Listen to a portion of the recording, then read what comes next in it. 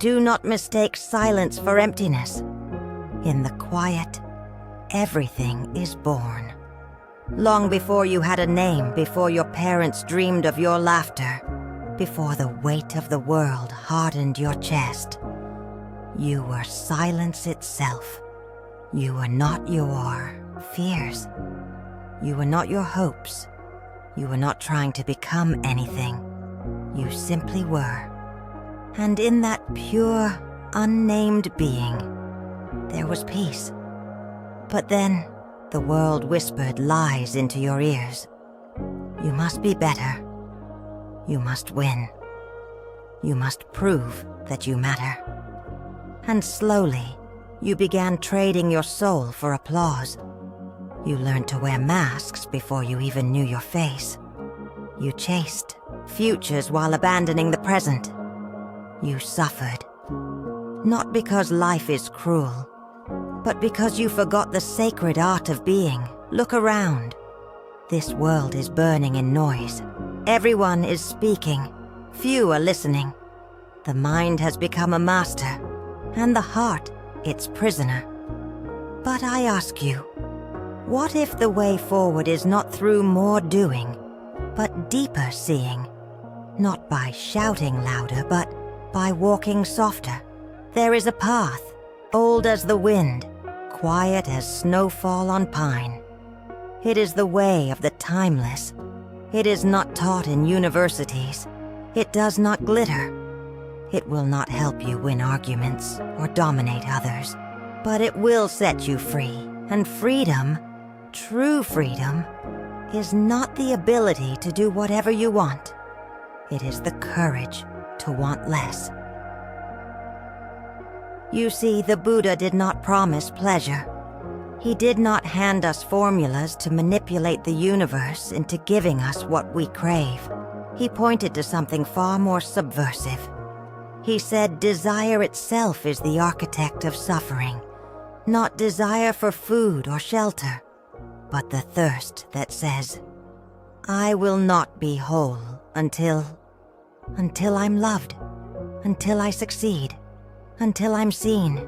And so you chase, and you grasp, and you call this chasing life. But chasing is a form of exile. What if everything you seek already lives within your own breath? Pause. Feel the inhale enter you like a soft wave. Now the exhale, releasing what you never needed to hold. This is where the treasure lies, not in some distant paradise, not in some achievement unlocked, but here, in the sacred ordinariness of now. When the Zen masters serve tea, they do not rush. The pouring is a ceremony. The steam is a teaching. The silence between words is part of the lesson. Because the wise know the miracle is not in walking on water, but in walking on earth with open eyes. Tell me, dear one, when was the last time you watched a candle flicker without reaching for your phone? When did you last eat without scrolling, or sit without fidgeting? We are intoxicated by speed, addicted to novelty. But the soul does not move at the pace of technology. The soul unfolds like a flower, slowly, quietly, with devotion. So I invite you to stop, truly stop, and listen, not to me, but to the voice that speaks in your stillness.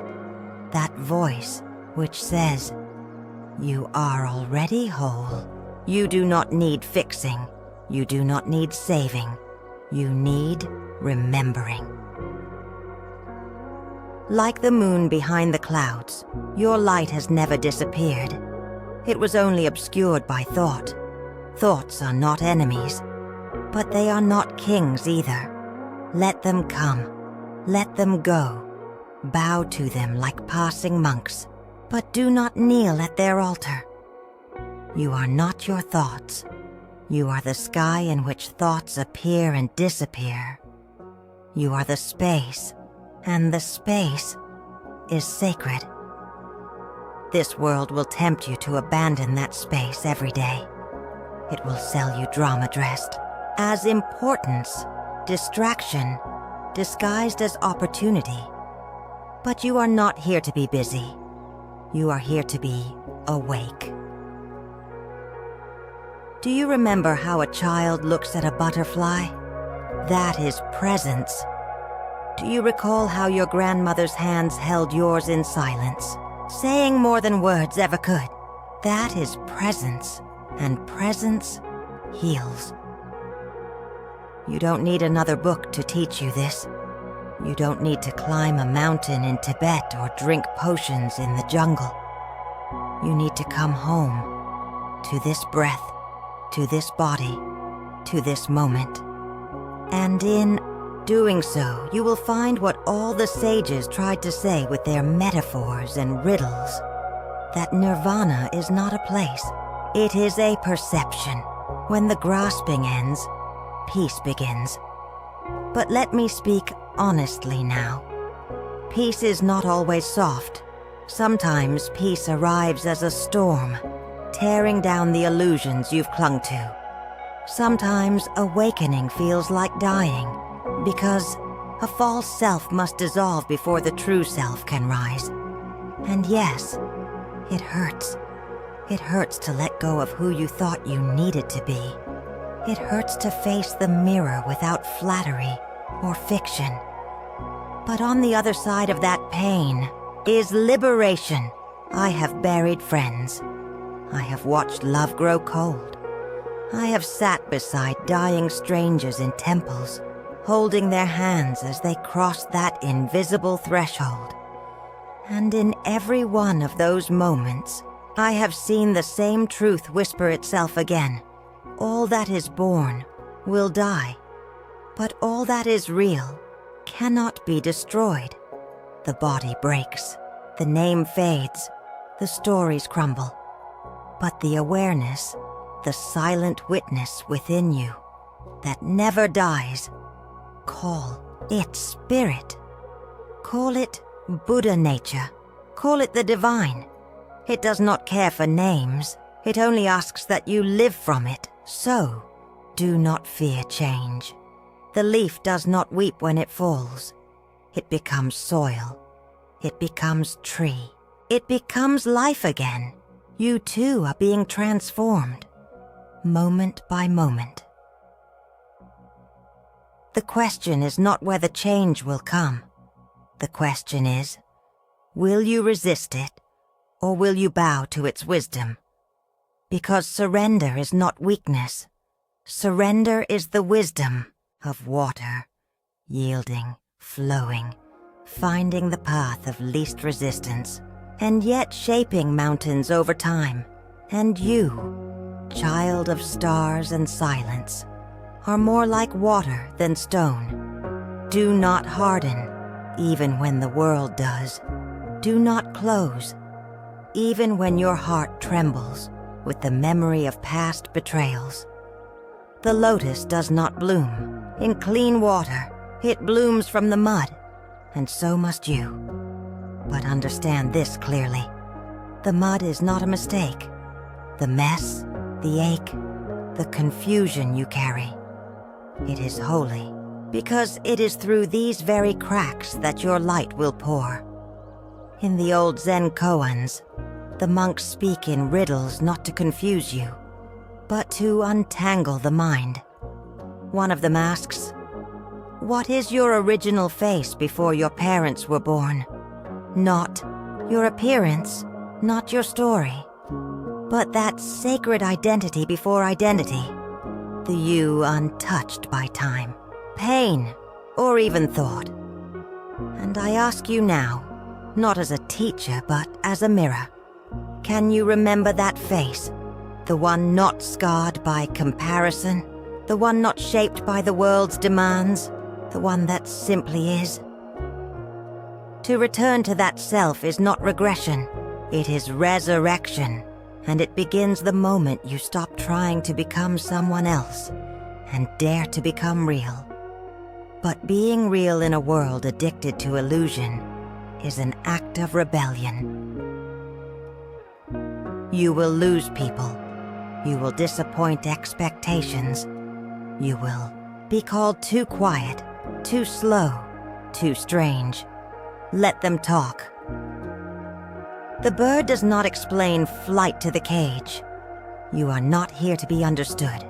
You are here to be free. And freedom, my dear, is a solitary path at first. You will walk through valleys of doubt. You will shed skins you once called identity. You will sit in nights so long and dark, they swallow your prayers before they reach your lips. But in those moments, especially those, you are not alone.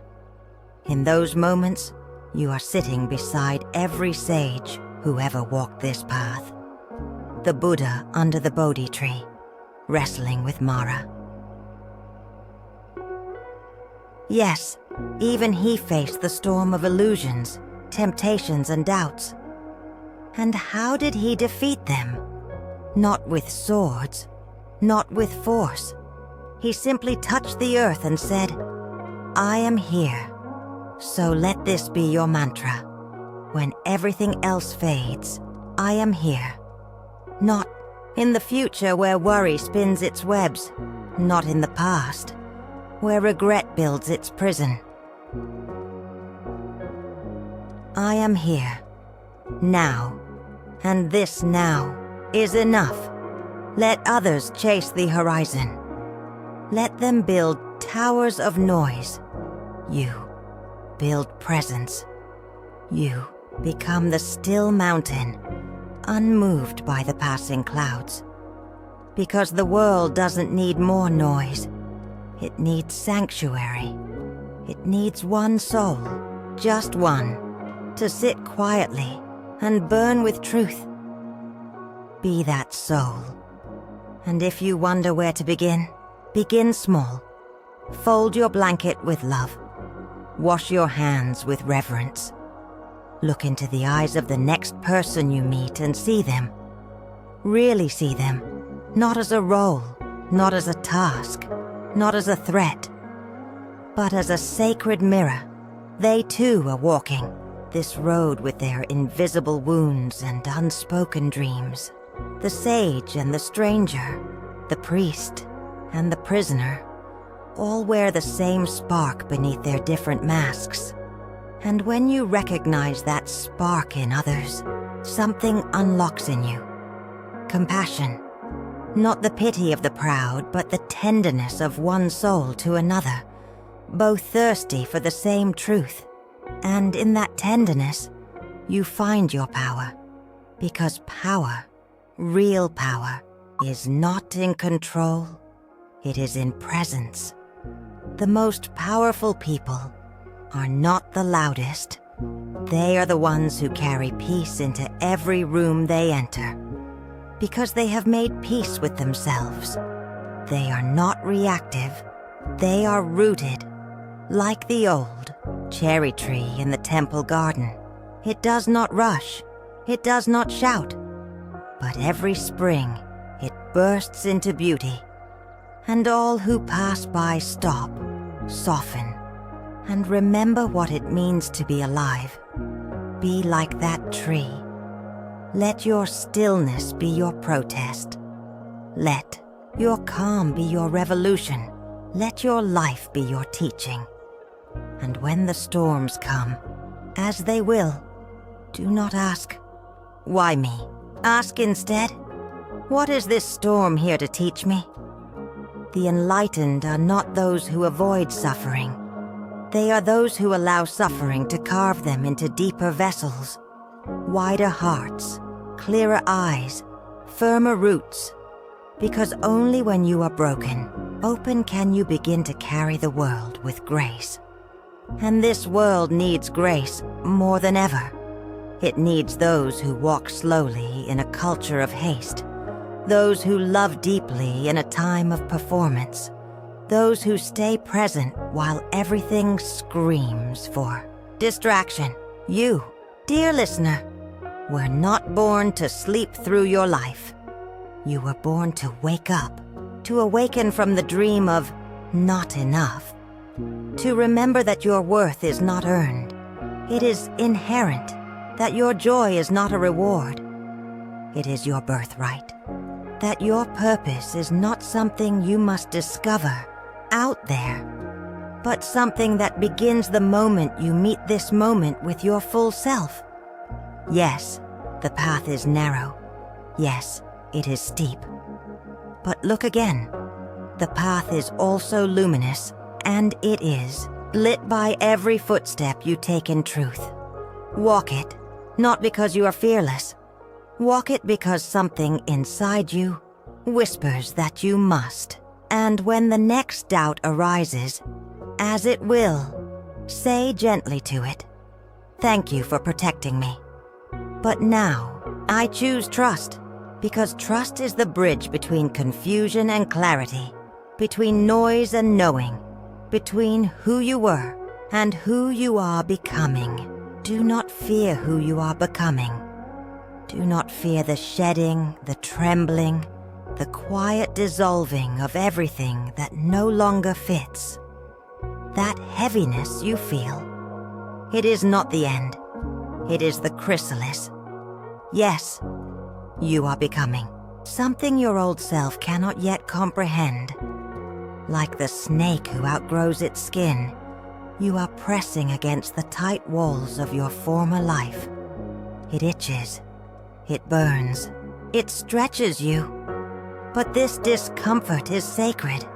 It is the labor before rebirth. In the Zen tradition, there is a saying, "Before enlightenment, chop wood, carry water. After enlightenment, chop wood, carry water." Because transformation is not an escape. It is a return. You do not awaken to float above the world. You awaken to walk it more tenderly, to see the same streets with new eyes, to meet the same faces with a heart now soft and strong.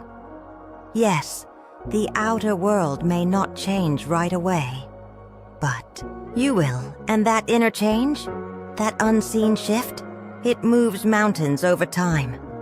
It is what gives weight to your silence. It is what makes your presence healing. Others may not know why they feel safer around you, why their pain softens in your company. But something in you, ancient, quiet, and deep, will be holding space for them even in your stillness. This is the power of a soul in harmony. It does not preach, it embodies. And embodiment, dear one, is what this world is starving for. Not more opinions, not more noise, but souls who live their truth not by shouting it, but by being it. So when you feel lost, confused, or unworthy, come back to the breath. Come back to your bare feet, touching the earth. Come back to the taste of tea, the hum of wind, the warmth of your own hands. You are not behind. You are not broken. You are in process. And the process is holy. Let no one shame you for not blooming on their schedule. Even the moon has her phases. Even the tides retreat before they return. And you too are allowed to unfold in seasons. Some days will be quiet. Some days will be burning. Some days you will feel as if you are regressing back into shadows you thought you'd outgrown. Do not panic. Healing is not linear. Even the lotus before it blooms spends long silent days growing beneath the water. Trust the unseen work. Trust the slow work, because the soul does not bloom by force. It blossoms by surrender. And surrender is not giving up. Surrender is giving in to truth, to stillness, to what has always been waiting inside you. The Japanese concept of wabi-sabi teaches us to see beauty in imperfection, in the chipped bowl, the weathered wood, the crooked smile. Because the flaw is not the failure. The flaw is the fingerprint of life.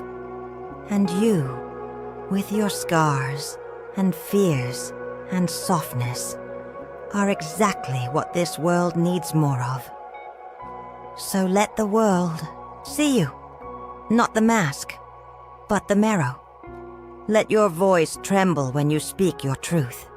Let your knees shake as you step out of the old and into the unknown.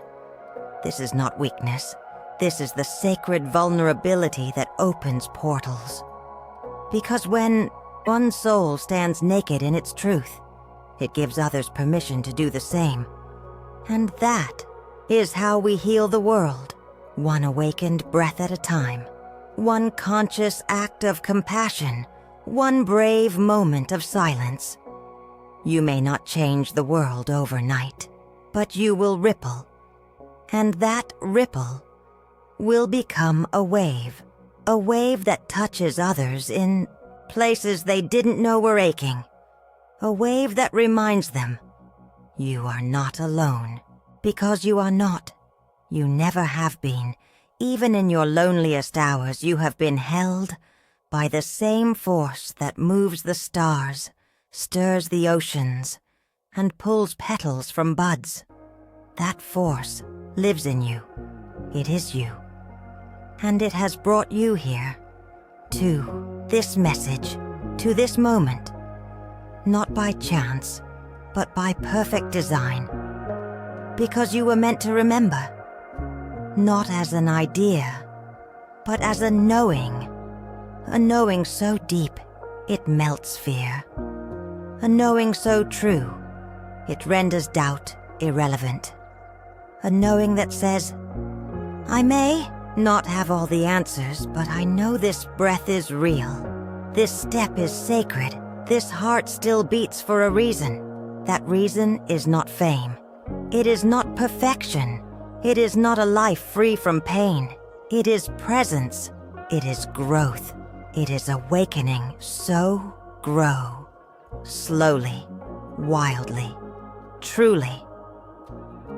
Do not worry if others cannot understand. The bamboo does not rush, because the oak grows fast. Each tree has its own rhythm, each soul its own tide. And when you trust your rhythm, life begins to dance with you. You'll notice the synchronicities, the right person appearing at the right time, the message you needed arriving like a whisper on the wind, the old burden suddenly lighter without explanation. This is not magic. It is alignment. And alignment happens when you stop chasing what you think you should be and start honoring what you already are. You are not here to be perfect.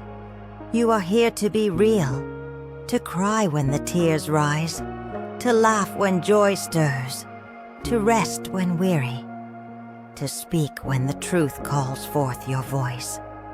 That is the way of the awakened. That is the path of the timeless. And now you stand at the edge, not of a cliff, but of a realization that nothing outside you can complete you, that no arrival point, no applause, no possession will give you what has always been inside your stillness, and what lives in your stillness: peace, purpose, power, the quiet kind, the kind that doesn't scream, but transforms. You are not who you were yesterday, and you are not yet who you will become. You are the bridge between the two, a living, breathing doorway between worlds, between the asleep and the awake, between illusion and truth. And the moment you realize this, truly realize it, you will stop begging the world to validate your existence. You will no longer be seduced by the glitter of shallow dreams. You will not shrink for anyone. You will not perform for love. You will remember that love does not require performance. You will begin to walk differently, not faster, not louder, but truer. every step a prayer, every breath a blessing, every moment an offering. You will enter rooms with nothing to prove. You will listen without defending. You will speak without fearing. And those still lost in the storm will look to you, not for answers, but for presence. Because presence is the new revolution, and when one soul chooses presence, the whole world breathes easier. So breathe. Breathe like you are allowed to take up space. Breathe like the moment matters. Because it does. This moment, this breath, is the only place where transformation is possible. Not in the future you fantasize about. Not in the past you mourn. Here, now. This is your temple. This is your altar. This is your initiation. And no one else needs to witness it for it to be real. This is between you and life, you and the divine, you and the you that is finally ready to rise. You will rise, not by fighting the old, but by embodying the new. Not by preaching, but by being. Not by becoming more, but by remembering the miracle you already are. You, the child of wind and breath and bone and stardust. You, the sacred echo of ancestors who prayed you into existence. You, the fire that has survived every storm you thought would destroy you. You are not broken. You are not lost. You are not late. You are birthing. And birth is holy. Yes, it hurts. Yes, it's terrifying. But what waits on the other side of that fear is the self you've always longed to meet. The self that does not need permission to be free. The self that remembers stillness as power, silence as strength, gentleness as weaponless revolution.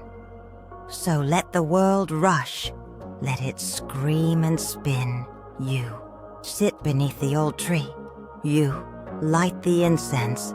You let the wind comb your hair as the sky leans in to listen. Because you, dear soul, have remembered. And now, nothing can unremember you. From this day on, the path will unfold before you. Not as a demand, but as a rhythm. You will no longer chase alignment. You will walk it. You will no longer fear endings. You will honor them as sacred thresholds. And when others ask you what changed, you will not say much.